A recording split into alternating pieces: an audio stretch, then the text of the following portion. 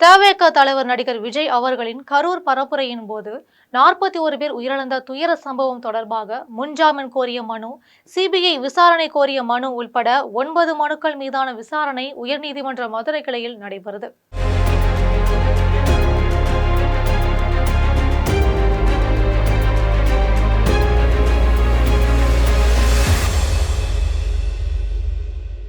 கரூர் வேலுசாமிபுரத்தில் தமிழக வெற்றிக் கழக தலைவர் விஜய் கடந்த செப்டம்பர் 27ஆம் தேதி பிரச்சாரம் மேற்கொண்டார்.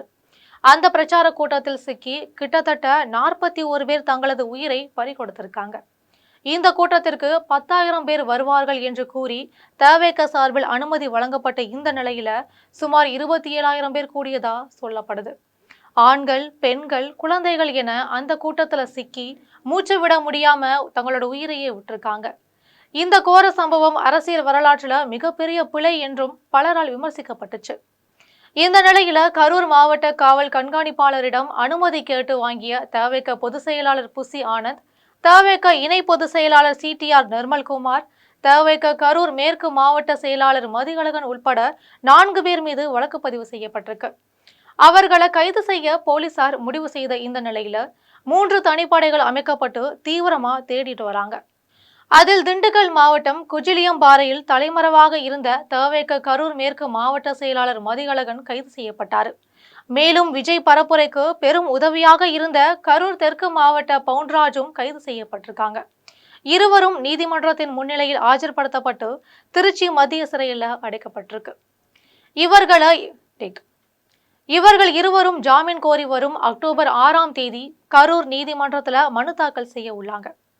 ஏற்கனவே முன்ஜாமீன் கோரிய நிலையில இருவரும் அதிரடியாக கைது செய்யப்பட்டதால் ஜாமீன் கோரி திங்கட்கிழமை முறையிட உள்ளதா அவர்களது வழக்கறிஞர் தெரிவிச்சிருக்காரு. கரூர் கூட்ட நெரிசல் தொடர்பான 9 வழக்குகள் மீதான விசாரணை உயர்நீதிமன்ற மதுரை கிளையில நடைபெறுது. இதில் தவேக பொதுச் செயலாளர் புசி ஆனந்த், தவேக இணை பொதுச் செயலாளர் சிடிஆர் நிர்மல்குமார் ஆகியோர் முன்ஜாமீன் கோரிய மனு மீதும் விசாரணை மேற்கொள்ளப்படுது. குறிப்பா அரசியல் கட்சி கூட்டங்களுக்கு புதிய விதிகளை வகுக்கணும், கரூர் துயர சம்பவம் வழக்கை சிபிஐ விசாரணைக்கு மாற்ற வேண்டும் என்று கோரிய மனுக்களை மீதான விசாரணையும் நடைபெற்று வருது. இந்த 9 மனுக்கள்ல 3 வழக்குகள் முடித்து வைக்கப்பட்டிருக்கு. மேலும் சிபிஐ விசாரணைக்கு கோரப்பட்ட 4 மனுக்களை தள்ளுபடி செய்து நீதிபதிகள் தண்டபாணி மற்றும் ஜோதிராமன் கொண்ட அமர்வு உத்தரவிட்டிருக்காங்க. மாநில அரசின் தொடக்க விசாரணை நடைபெற்று வரும் இந்த நிலையில சிபிஐ விசாரணைக்கு உத்தரவிட முடியாது என்று நீதிபதிகள் கருத்து தெரிவிச்சிருக்காங்க. மேலும் முன்ஜாமீன் கோரி தவேக பொதுச் செயலாளர் புசி ஆனந்த், தவேக இணை பொதுச் செயலாளர் சிடிஆர் நிர்மல்குமார் தாக்கல் செய்த மனுக்கள் மீதான விசாரணை நீதிபதி ஜோதிராமன் முன்னிலையில நடைபெற இருக்கு. இதனிடையே கரூர் துயர சம்பவத்தில் தவேக தலைவர் விஜய் உள்ளிட்ட அனைவரையும் சட்டத்தின் முன் நிறுத்த வேண்டும் என்று நீதியரசர் கே சந்துரு, ஓய்வு பெற்ற IAS அதிகாரி MG தேவசகாயம், இந்து என்றாம் உள்ளிட்ட சமூக செயற்பாட்டாளர்கள், எழுத்தாளர்கள், கவிஞர்கள், ஊடகவியலாளர்கள் 270க்கும் மேற்பட்டோர் கூட்டாக அறிக்கை வெளியிட்டிருக்காங்க. விஜய் அரசியல் கட்சி தொடங்கியதிலோ தனது கட்சியினரை அவர் சந்திப்பதிலோ எவருக்கும் மாறுபட்ட கருத்து இல்லை. ஆனால் அவர் தனது கட்சியினரையும் ரசிகர்களையும் சந்திக்க தேர்வு செய்துள்ள முறை இந்த நாட்டின் அரசியல் முதிர்ச்சிக்கும் பொது வாழ்க்கைக்கும் தனி மனித கண்ணியத்திற்கும் உகந்ததல்லன்னு தெரிவிச்சிருக்காங்க. விக்கிரவாண்டி, மதுரை, திருச்சி, அரியலூர், நாகை ஆகிய இடங்கள்ல விஜயின் கூட்டங்கள் இந்த பேரழிவுக்கான முன்னோட்டம் போலவே நடந்திருக்கு. பொது சொத்துக்களை சேதப்படுத்தியது, மின்கம்பங்கள், மரங்கள், அருகாமையில இருக்கிற கட்டிடங்கள் ஆகியவற்றில் ஏறி சேதப்படுத்தியது என அவரது கட்சியினர் பொறுப்புணர்வின்றி, கட்டுப்பாடற்று, சுய ஒழுங்கின்றி நடந்திருக்காங்க. விஜய் அறிவித்திருந்த நேர அளவுக்குள் கரூருக்கு வராமல் தன்னை காண திரண்டிருந்தவர்களை 7 மணி நேரத்திற்கும் மேலாக காக்க வைத்ததும், அங்கு குடிநீர், உணவு, கழிவறை உள்ளிட்ட அடிப்படை தேவைகள் போதுமானதாக இல்லாதிருந்ததும் உயிரிழப்புக்கு காரணம் என்பதை காணொலி சான்றுகள் காட்டுது.